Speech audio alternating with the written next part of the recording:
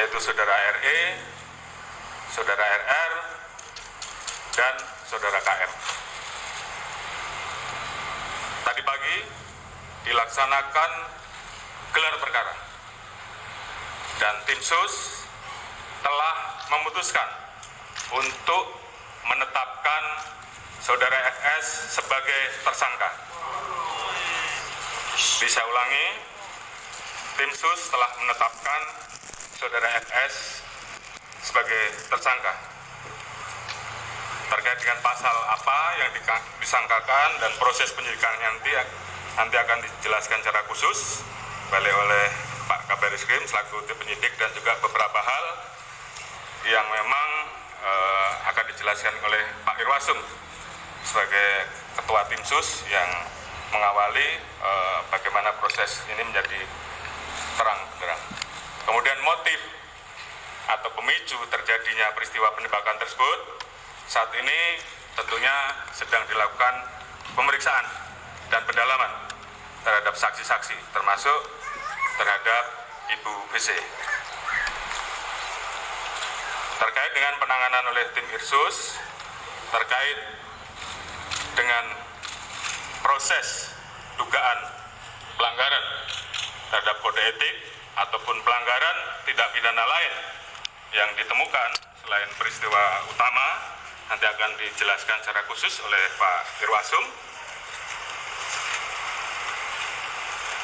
Dan juga tentunya ada beberapa proses yang akan terus kami lakukan untuk melakukan audit.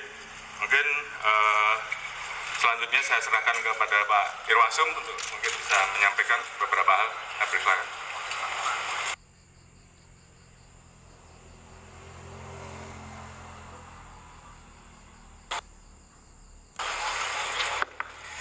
Atas izin Bapak Kapolri dan Bapak Kapolri, kami menyampaikan perkembangan yang dilaksanakan tim sus khususnya dalam pelaksanaan basi khusus. Bahwa tim sus ini dibentuk oleh Bapak Kapolri yang beranggota lengkap yang langsung sebagai penanggung jawab Bapak Kapolri dari Baris Krim Polri, Itwasum Polri, kemudian Pak Intelkam, SSDM, Pusdokes dan Divteika. Kemudian Bapak Kapolri selalu menekankan pada saat rapat beliau menyampaikan kedepankan scientific crime investigation.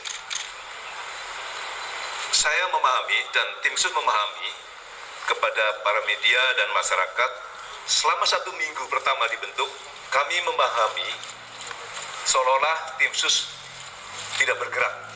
Kami memahami itu karena apa yang diutarakan Bapak Kapolri tadi memang benar. Kami mengalami kesulitan karena pada saat pelaksanaan olah TKP awal dilaksanakan tidak profesional, kurang profesional, dan beberapa alat bukti pendukung sudah diambil.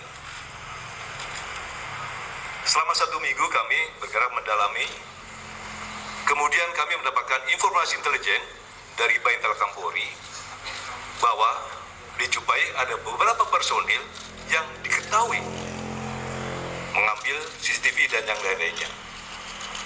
Oleh karena itu, Itwasum membuat surat perintah gabungan dengan melibatkan Divpropam Polri dan Baris Krim Polri telah melaksanakan pemeriksaan khusus kepada 56 personil Polri. Dari 56 personil Polri tersebut terdapat 31 personil Polri yang dari Bapak Kapolri sampaikan yang diduga patut juga melanggar kode etik profesional Polri atau KKEP. Kemudian yang melakukan pelanggaran, tadi Bapak Kapolri sudah menyampaikan 11 dilaksanakan penempatan khusus yang 3 perwira tinggi ditempatkan di Mako Brimob Polri. Ada hal yang menonjol pada saat melaksanakan pemeriksaan khusus ini terhadap Barada RE yang bersangkutan pada saat dilaksanakan pemeriksaan mendalam ingin menyampaikan unek-unek. Dia pengen menulis sendiri. Tidak usah ditanya Pak, saya menulis sendiri. Yang bersangkutan menulis dari awal bahwa dia melakukan adalah yang bersangkutan. Dengan dilengkapi dengan cap jempol dan materai. itulah pemeriksaan Riksus, karena sudah ada unsur pidananya, maka kita limpahkan kepada Baris Krim Polri untuk melakukan tindakan penyidikan lebih lanjut. Termasuk juga kepada Bribka RR pada saat dilaksanakan pemeriksaan khusus juga demikian. Adanya dugaan tindak pidana, maka juga kami limpahkan kepada Baris Krim Polri untuk dilakukan pemeriksaan lebih lanjut. Kemudian kemarin kami melapor kepada Kapolri bahwa tim sus seluruhnya melaksanakan pemeriksaan mendalam kepada FS di Makobrimob. Setelah dilakukan pemeriksaan mendalam, maka juga telah ditemukan bukti yang cukup bahwa FS adalah melakukan tindak pidana. Maka dari Pak Kapolri menyampaikan setelah dilakukan gelar perkara dan sudah tetap sebagai tersangka. Oleh karena itu, kami menjelaskan bahwa dekat 31 personil yang melanggar kode etik Polri, dari Baris Krim Polri ada 2 personil. Satu Pamen, perpangkat Pamen, dan satu Pama. Di Propam Polri ada 21 personil, perwira tinggi 3, perwira menengah 8, perwira pertama 4 personil, bintara 4, dan tamtama 2 personil. Kemudian personil Polda Metro Jaya sementara ada 7 personil, perwira pangkat menengah 4 personil, dan perwira pertama 3 personil. Rekan-rekan sekalian, tim sus akan melakukan pengkajian tentu gabungan dengan di Propam Polri terhadap personil-personil yang diduga melakukan kode etik. Kalau nanti ada unsur pidananya, juga kita limpahkan lagi kepada Baris Krim Polri. Tetapi kalau hanya melakukan kode etik, maka tentu di Propam Polri akan melakukan sidang kode etik terhadap personil tersebut. Oleh karena itu, ke depan tim sus akan terus melakukan pemeriksaan khusus terhadap personil-personil Polri yang patut diduga melakukan pelanggaran kode etik terkait penanganan meninggalnya Brigadir J di Komplek Polri Duren 3. Oleh karena itu, kami juga tim sus mengucapkan terima kasih. Dari Bapak Kapolri sudah menyampaikan kepada Komnas HAM, karena melalui beliau harus transparan. Kemudian juga tentu Kompolnas yang terus selalu memberikan pengawalan, sehingga kasus ini terungkap. Kemudian juga tentunya kami mengucapkan terima kasih kepada seluruh masyarakat yang telah memberikan support dan dukungannya kepada tim sus, walaupun menunggu, namun sudah ada titik terang dan sehingga terungkap. Termasuk juga tentu kepada seluruh anggota Polri yang saya cintai, karena memang banyak sekali WA yang masuk. Terima kasih kepada seluruh anggota. Saya kira itu Bapak Kapolri. Terima kasih. Assalamualaikum warahmatullahi wabarakatuh. Baik, terima kasih Pak Irwasum yang sudah menyampaikan beberapa pointers penting terkait dengan kinerja tim sus yang dipimpin oleh beliau. Selanjutnya Pak Kabar Eskrim saya perintahkan untuk menyampaikan terkait pasal-pasal dan mungkin proses penyidikan yang saat ini sedang berjalan. Silakan. Terima kasih Bapak Kapolri, yang kami hormati Bapak Kapolri, Bapak Wakapolri, Ketua Tim Sus Penanganan Kasus Penembakan di Duren 3. Pada kesempatan ini rekan-rekan sekalian, awal pembentukan tim sus tugasnya adalah melakukan asistensi terhadap penanganan laporan kejadian yang diterima oleh Polres Jakarta Selatan. Kemudian mulai bekerja tanggal 12 Juli kami melakukan olah TKP selama 4 hari berturut-turut untuk mempelajari situasi dan kondisi TKP secara umum sampai hal-hal yang bersifat khusus yang melibatkan laboratorium forensik Polri, yang melibatkan Inafis Baris Krim Polri dalam rangka untuk memperoleh gambaran yang seterang-terangnya tentang situasi kejadian pada saat tanggal 8 Juli di mana dilaporkan ada kejadian tembak-menembak yang terjadi antara Brigadir Joshua dan Baradae yang mengakibatkan Brigadir Joshua meninggal dunia. Kemudian kami melaksanakan analisa, tim bekerjasama melaksanakan analisa terhadap hasil pemeriksaan atau otopsi yang dilaksanakan oleh kedokteran forensik Polri. Kita cek hasil otopsinya seperti apa, perkenaan tembakannya seperti apa, ada atau tidak penganiayaan yang dilakukan, ada nggak luka lain selain luka tembak, sehingga kita bisa memperoleh gambaran dari TKP dan hasil analisa terhadap hasil otopsi yang sudah dilakukan. Kemudian pada saat kita melaksanakan olah TKP, kita juga berusaha untuk mencari sidik jari dan DNA di seluruh lokasi yang kemungkinan menjadi aktivitas orang-orang yang ditemukan pada saat pertama kali ada kejadian. Yaitu ada 5 orang, ada Ibu Putri, ada Pak Sambo, ada Kuat, ada Ricky dan Richard, serta korban Joshua. Sehingga ini dijadikan pijakan awal bagi tim sus untuk melakukan langkah-langkah penyidikan. Karena apa? Karena laporan daripada keluarga korban Joshua ini baru dilaporkan kepada Mabes Polri pada tanggal 18 Juli. Artinya kita menangani perkara ini dalam proses penyelidikan dan penyidikan untuk mengungkap kasus ini adalah pada saat mulai laporan diberikan oleh keluarga korban Brigadir Joshua ke Mabes Polri pada saat tanggal 18. Kita langsung melaksanakan pemeriksaan ke Jambi. Saat ini kita sudah periksa lebih kurang 47 saksi yang terkait dengan kejadian ini. Kemudian kita juga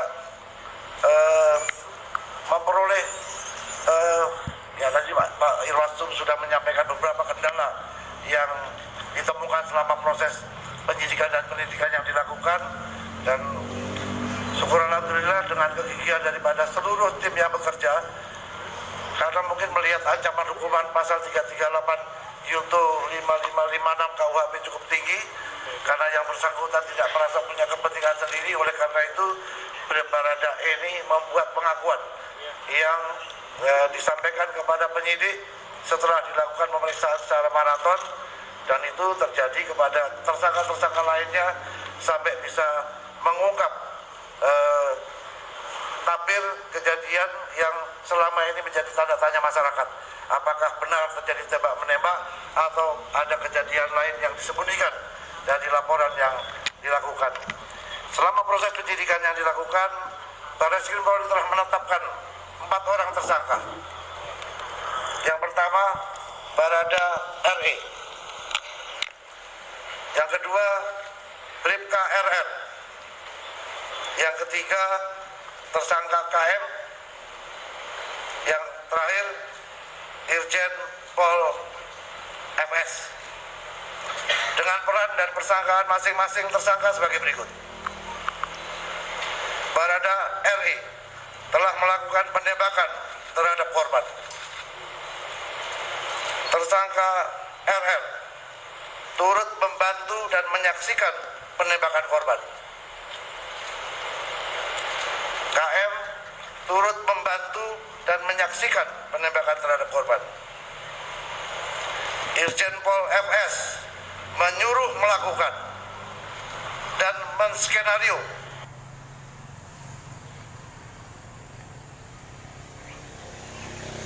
di rumah dinas Irjen Pol Verdi Sambo di Komplek Polri Duren 3. Berdasarkan hasil pemeriksaan keempat tersangka, menurut perannya masing-masing, penyidik menerapkan pasal 340, subsidiar pasal 338, Yunto pasal 55, 56 KUHP dengan ancaman maksimal hukuman mati, penjara seumur hidup, atau penjara selama-lamanya 20 tahun. Demikian Bapak Kapolri yang dapat kami sampaikan.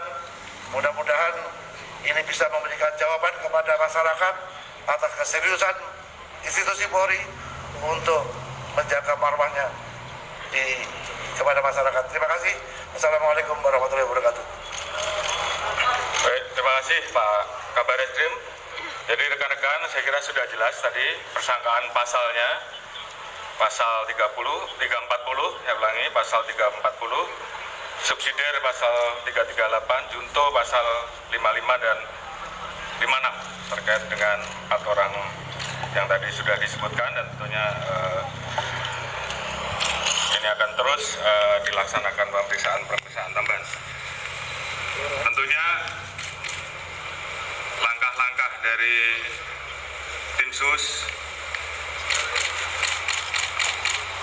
ini adalah merupakan wujud komitmen Polri untuk mengusut tuntas perkara ini secara akuntabel, jujur, terbuka, transparan, sesuai dengan harapan masyarakat dan arahan Bapak Presiden untuk mengusut tuntas.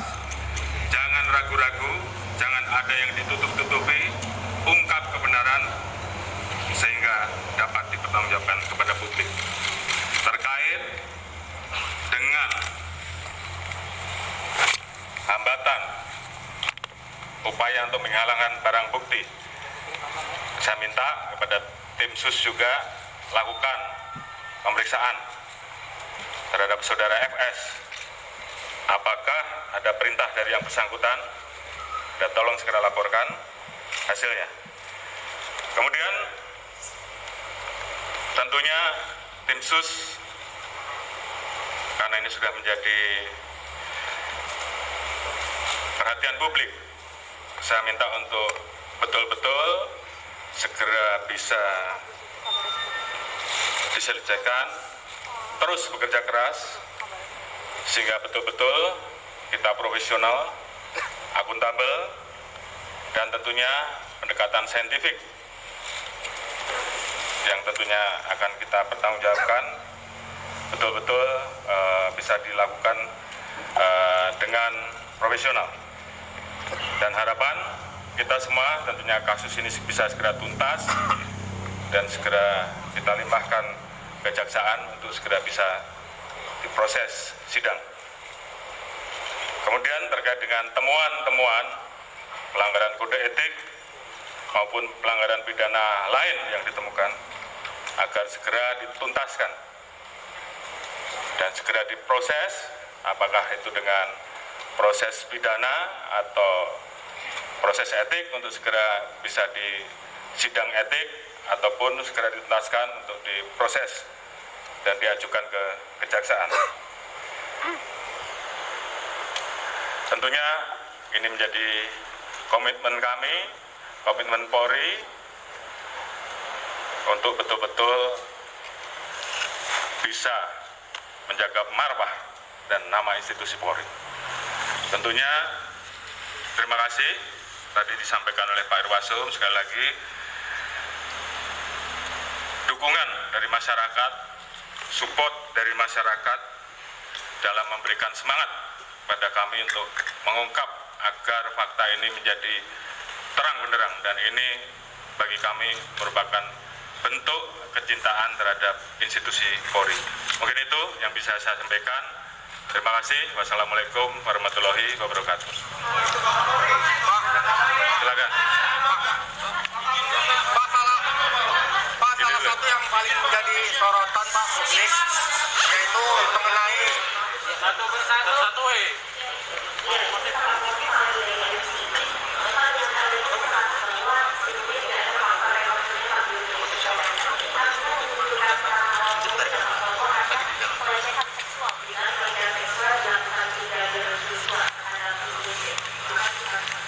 Baik, tadi sudah saya jelaskan bahwa terkait dengan motif, saat ini sedang dilakukan pendalaman terhadap saksi-saksi dan juga terhadap Ibu Putri. Jadi saat ini belum bisa kita simpulkan, namun yang pasti ini menjadi pemicu utama terjadinya peristiwa pembunuhan. Untuk apa kesimpulannya, tim saat ini terus bekerja, ada beberapa saksi yang saat ini sedang diperiksa dan tentunya nanti akan kita informasikan. Namun yang paling penting peristiwa utamanya apakah tembak menembak atau yang terjadi penembakan, ini saya kira tadi sudah dijelaskan secara terang. Silakan. Pak, mengenai yang pertama itu Pak yang bertanyakan keterlibatan katanya ada penasehat Kapolri yang inisialnya FK itu yang